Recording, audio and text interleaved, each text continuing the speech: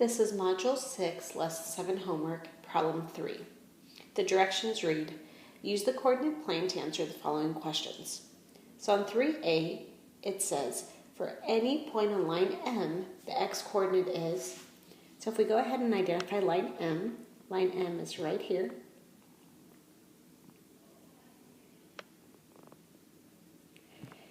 And as I look across, every time I go across and look at the x value on line M, the x value is going to be 10.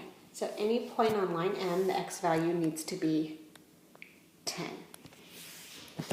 So let's go ahead and look at 3B. It says give the coordinates for 3 points that are on line N. So you can find any 3 points. For instance, here's a point, here's a point. So there's going to be multiple answers, but one example could be, we can look across 2 and up 8. So one of the answers could be 2, 8. Your job now is to find any 2 other points that can be on line N. So there's going to be multiple answers on this one. As we look down to C, we'll do one more together. It says use a rule that describes the relationship between the x and y coordinates on line N. So I'll go ahead and get you started on this.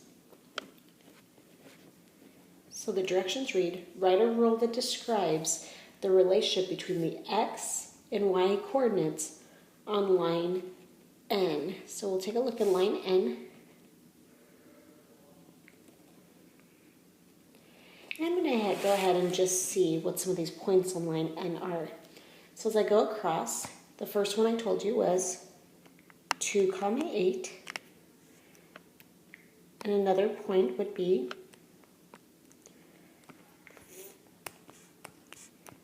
4, 10. Another point is 6, 12. So hopefully by now you can see what's happening every time to the x-axis and what's happening every time to the y-axis. And I'm going to have you finish up and write the rule.